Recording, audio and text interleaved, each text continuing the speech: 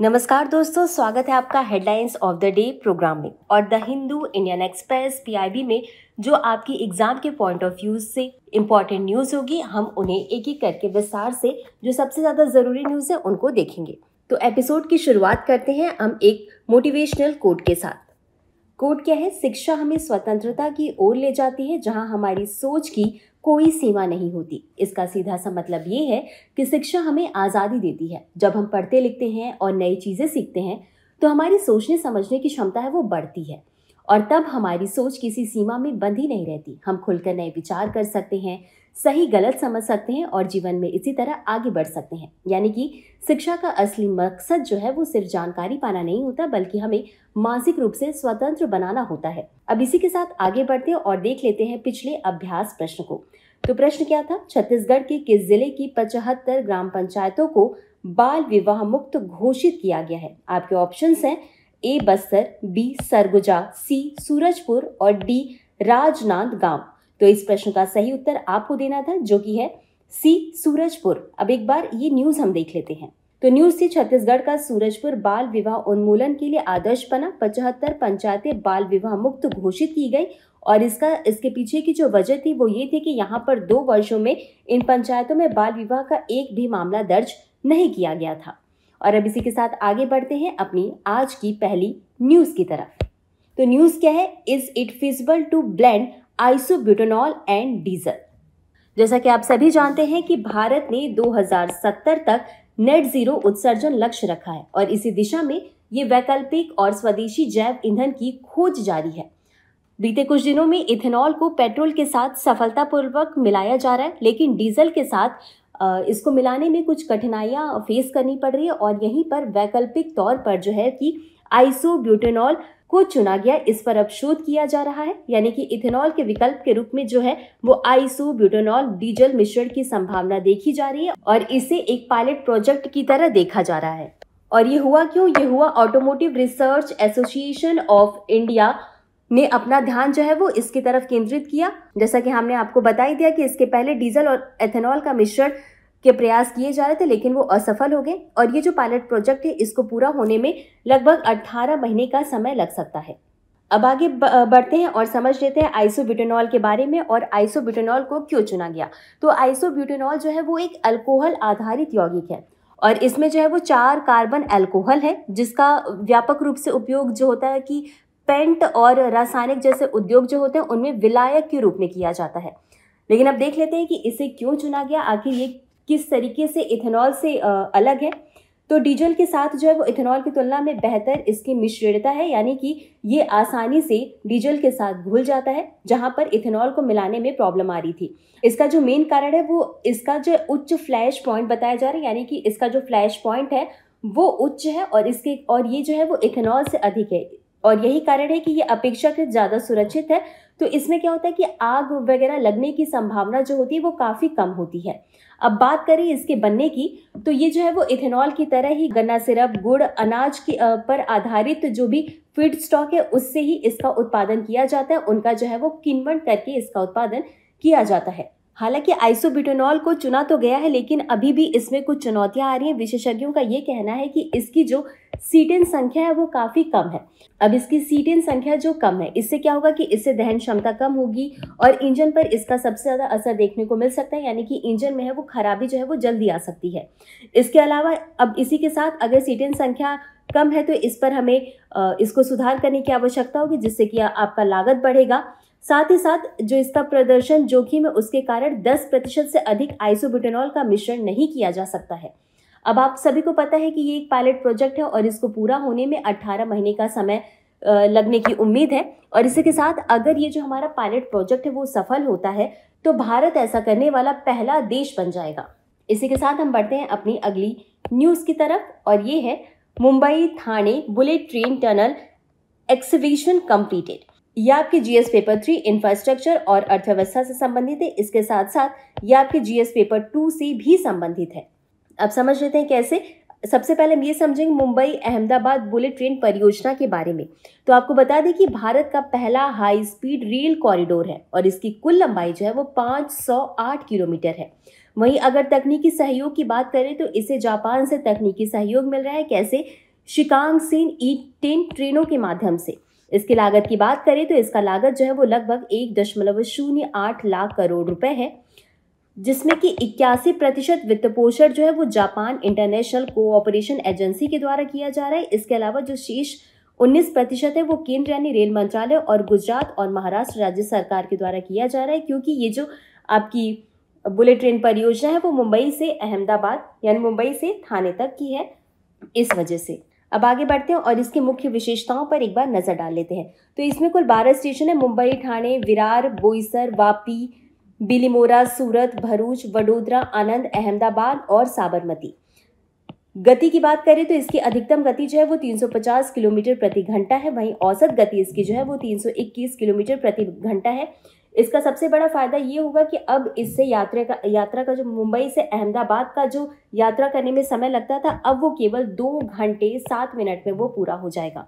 वहीं अगर तकनीक की बात करें तो इसमें शिकांगसेन ई-10 जो है इसका जापान से आयात किया जा रहा है। अब एक बार समझ लेते हैं कि इसका महत्व क्या है। तो ये भारत के लिए कैसे फायदेमंद है, तो इससे जो है वो भारत की परिवहन क्षमता में वृद्धि देखने को मिलेगी। इसके साथ ही मुंबई और अहमदाबाद आर्थिक गलियारे को भी नई गति मिलेगी। साथ ही साथ जापान से सहयोग मिल रहा है, तो इससे जापान और भारत की जो आर्थिक संबंध है वो बेहतर बनेंगे। और सबसे बड़ा ये जो है वो आपका मेक इन इंडिया जो कार्यक्रम है उसको बढ़ावा देगा। और पर्यावरण की दृष्टि से बात करें तो इलेक्ट्रिक हाई स्पीड रेल से कार्बन उत्सर्जन में कमी देखने को मिलेगी। तो इस तरीके से ये जो आपकी परियोजना है, ये जो हमारी परियोजना है वो काफी फायदेमंद देखने को मिल सकती है। अब बढ़ते हैं अपनी अगली न्यूज की तरफ। अगली न्यूज है, astronomers have spotted the biggest bang since the big bang. ये आपकी जीएस पेपर 3 विज्ञान और प्रौद्योगिकी से संबंधित है। इसका मतलब है कि खगोलविदों ने बिग बैंग के बाद से सबसे बड़े धमाके देखे हैं। अभी तक बिग बैंग को जो है वो सबसे बड़ा विस्फोट माना जाता था, लेकिन अब उसके बाद वैज्ञानिकों ने ये जो अभी हाल फिलहाल में विस्फोट देखा उसको सबसे बड़ा मान रहे हैं। तो हाल ही में हवाई विश्वविद्यालय के शोधकर्ताओं ने एक्सट्रीम न्यूक्लियर ट्रांजिएंट यानी ENTS नामक नई श्रेणी की खोज की है और ये GRBS से कहीं अधिक शक्तिशाली है। तो आगे बढ़ने से पहले हम ये समझ लेंगे कि ये GRBS है क्या। तो GRBS यानी गामा रे बर्स्ट, ये बनता कैसा है, तो ये अचानक होने वाला गामा किरणों का विस्फोट है जो कि बहुत कम समय यानी कि कुछ सेकंड से कुछ मिनट तक चलते हैं। इनका सबसे बड़ा कारण ये होता है कि ये या तो किसी विशाल तारे का सुपरनोवा बनता है, या फिर 2 न्यूट्रॉन सितारे जो हैं या फिर ब्लैक होल जो है वो टकराते हैं। और इतनी कम अवधि में यानी कि ये जो कुछ सेकंड से कुछ मिनट की घटना होती है, इसमें जो GRBS है वो इतनी ज़्यादा ऊर्जा छोड़ते हैं कि जितनी हमारी सूर्य जो है वो अपनी पूरी उम्र में भी नहीं छोड़ सकता है। इसलिए इन्हें जो है वो बिग बैंग के बाद की सबसे शक्तिशाली घटना मानी जाती थी। लेकिन अब ये जो हाल ही में जो ENTS है इसको सबसे बड़ी घटना मानी जा रही है। और साथ में ये भी कहा जा रहा है कि ये जो GRBS है इससे 10 गुना ज़्यादा ऊर्जा उत्सर्जित करते हैं। अब आगे बढ़ते हैं और ये समझ लेते हैं कि ये ENTS की उत्पत्ति कैसे होती है। तो ये तब बनते हैं जब सूर्य से 3 गुना यानी कि सूर्य से 3 गुना या उससे बड़े तारे जो है वो आकाश गंगा के केंद्र में सुपरमैसिव ब्लैक होल जो होता है उसके बहुत करीब पहुंचते हैं। तो ब्लैक होल का जो गुरुत्वाकर्षण है वो तारे को खींचकर स्पेक्ट्री जैसी आकृति में फैलाता है और उसके बाद अंत में जो तारा है वो टूटकर बिखर जाता है। और ये जो मलबा होता है उससे बहुत ज़्यादा विद्युत चुंबकीय ऊर्जा निकलती है जो कि GRB से 10 गुना ज़्यादा देखने को मिलती है। वहीं बात करें तो इसकी खासियत ये है कि जो ENTS विकिरण है वो काफ़ी वर्षों तक जो है वो रेडियो तरंगदैर्घ्य में दिखाई देते हैं, जिसके कारण जो है खगोलविद इन्हें आसानी से स्टडी कर सकते हैं। और यही कारण है कि अब इन्हें जो है वो बिग बैंग के बाद ब्रह्मांड के सबसे बड़े विस्फोट माना जा रहा है। अब इसके महत्व की बात करें तो ये जो खोज हुई इसका बहुत बड़ा महत्व है। सबसे पहले तो ये कि वैज्ञानिक ब्रह्मांड का अवलोकन करना चाहते थे। अब क्या होगा कि विशाल ब्लैक होल के रहस्य जानने में मदद मिलेगी और जो सक्रिय नहीं थे उनके बारे में भी जानने में मदद मिलेगी। इसी के साथ आने वाले समय में AI आधारित टेलीस्कोप्स हो गए, जैसे कि वेरा सी रूबिन, वेधशाला और रोमन स्पेस टेलीस्कोप। इनसे जो है ये काम को आसान बनाएंगे। इनसे और आसानी से जो है कि अध्ययन के बारे में हमें जानकारी मिल सकती है। तो इस लिहाज से भी ये न्यूज़ बहुत इंपॉर्टेंट थी, इसे आप ध्यान से पढ़ लीजिएगा। अब आगे बढ़ते हैं अपनी अगली न्यूज़ की तरफ, जो है कि Mohanlal to receive Dada Saheb Phalke award. ये आपके GS पेपर 1 संस्कृति, भारतीय सिनेमा और उसके विकास से संबंधित है। तो अभिनेता मोहनलाल दादा साहेब फाल्के पुरस्कार 2023 से इनको सम्मानित किया गया है। और किसके द्वारा सम्मानित किया गया? सूचना और प्रसारण मंत्रालय द्वारा। और इन्होंने जो है वो अपने पुरस्कार को पूरे मलयालम सिनेमा और भारतीय फिल्म इंडस्ट्री को समर्पित कर दिया है। तो अब एक बार हम समझ लेते हैं कि दादा साहेब फाल्के पुरस्कार होता क्या है। तो इसकी शुरुआत हुई थी 1969 में दादा साहेब फाल्के की स्मृति में। आपको बता दें कि दादा साहब फाल्के जो है उनको भारतीय सिनेमा का पिता माना जाता है। और 1913 में भारत की पहली पूर्ण लंबाई वाली फीचर फिल्म राजा हरिश्चंद्र आई थी। अगर बात करें इन्हें प्रदान करने तो सूचना एवं प्रसारण मंत्रालय द्वारा फिल्म समारोह निदेशालय द्वारा राष्ट्रीय फिल्म पुरस्कार समारोह में इसे प्रदान किया जाता है। और ये जो होता है ये जो समारोह है वो हर वर्ष आयोजित किया जाता है। और इसमें जो भी विजेता होते हैं उनको स्वर्ण कमल पदक, एक शॉल और 10 लाख रुपए का नगद पुरस्कार दिया जाता है। आगे बढ़ते हैं अगली न्यूज की तरफ। और न्यूज है कि प्रधानमंत्री 22 सितंबर को अरुणाचल प्रदेश और त्रिपुरा का दौरा करेंगे। यानी कि आज 22 सितंबर है और आज प्रधानमंत्री अरुणाचल प्रदेश और त्रिपुरा के दौरे पर हैं।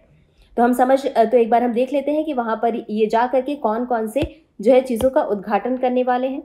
तो सबसे पहले हम देख लेते हैं अरुणाचल प्रदेश के बारे में। तो इस क्षेत्र में ये जल विद्युत क्षमता का उपयोग करने और निरंतर ऊर्जा उत्पादन को बढ़ावा देने के लिए ईटानगर में 3700 करोड़ रुपए से अधिक लागत वाली 2 प्रमुख जल विद्युत परियोजनाओं की आधारशिला रखेंगे। और ये 2 जल विद्युत परियोजनाएं कौन कौन सी हैं? हियो जल विद्युत परियोजना 240 मेगावाट की है और तातो वन जल विद्युत परियोजना 186 मेगावाट की है। ये अरुणाचल प्रदेश के सियोम उपबेसिन में बनाई जाएगी। इसके साथ ही प्रधानमंत्री जो है तवांग में एक अत्याधुनिक कन्वेंशन सेंटर की आधारशिला भी रखेंगे, जो कि सीमावर्ती जिले तवांग में 9820 फीट से अधिक की ऊंचाई पर स्थित होगा। और ये जो है कि केंद्र है वो राष्ट्रीय और अंतर्राष्ट्रीय सम्मेलन, सांस्कृतिक उत्सव और प्रदर्शनियों की मेजबानी के लिए भी एक ऐतिहासिक इमारत के रूप में कार्य करेगा। इसमें 1500 से अधिक प्रतिनिधि की मेजबानी करने की क्षमता है और इसके साथ साथ ये वैश्विक मानकों को भी पूरा करेगा और पर्यटन को बढ़ावा मिलेगा इससे। इसके साथ ही 1290 करोड़ रुपए से अधिक की लागत वाली अनेक बुनियादी ढांचा परियोजनाओं का भी शुभारंभ किया जाएगा, जो कि आपकी कनेक्टिविटी, स्वास्थ्य, अग्नि सुरक्षा, कामकाजी महिलाओं के लिए छात्रावासों सहित विभिन्न क्षेत्रों को लाभ पहुंचाएंगी। व्यापार में सुगमता लाने के लिए इकोसिस्टम को बढ़ावा देने की अपनी कल्पना के अनुरूप वहीं त्रिपुरा की बात करें तो त्रिपुरा जो है वो भारत की आध्यात्मिक और सांस्कृतिक विरासत को बढ़ावा देने और संरक्षित करने की अपनी प्रतिबद्धता के अनुरूप प्रधानमंत्री यहां पर जाएंगे। कायाकल्प और आध्यात्मिक विरासत संवर्धन अभियान योजना के तहत माताबाड़ी में माता त्रिपुरा सुंदरी मंदिर परिसर के विकास कार्य का उद्घाटन करेंगे, जो कि त्रिपुरा के गोमती जिले के उदयपुर शहर में स्थित प्राचीन 51 शक्तिपीठों में से एक है। आपको बता दें कि ये जो परियोजना है इसको ऊपर से कछुए के आकार दिया गया है, जिसमें मंदिर परिसर में सुधार, नए रास्ते, पुनर्निर्मित प्रवेश द्वार और बाढ़ जल निकासी व्यवस्था, स्टॉलों, ध्यान कक्ष, अतिथि आवास, कार्यालय कक्ष सहित एक नए 3 मंजिल परिसर का निर्माण आदि शामिल है। ये जो उद्घाटन है ये इकोनॉमी के पॉइंट ऑफ व्यू से देखें तो बहुत अच्छी है, क्योंकि इससे पर्यटन को बढ़ावा मिलेगा और साथ ही साथ जब पर्यटन को बढ़ावा मिलेगा तो वहाँ पर लोगों को रोजगार मिलेगा, लोग तरह तरह के व्यापार कर सकते हैं और सीधा सीधा इसका फायदा हमारी देश की आर्थिक स्थिति में देखने को मिलेगा। इसी के साथ अब बारी है हमारे आज के अभ्यास प्रश्न की। प्रश्न है, दादा साहेब फाल्के पुरस्कार किस क्षेत्र में भारत का सर्वोच्च सम्मान माना जाता है? आपके ऑप्शन है ए साहित्य, बी संगीत, सी सिनेमा, डी खेल। और इस प्रश्न का उत्तर हमेशा की तरह आपको कमेंट बॉक्स में देना है। आज के लिए बस इतना ही। मिलते हैं अगले एपिसोड में नई खबरों के साथ। तब तक के लिए धन्यवाद।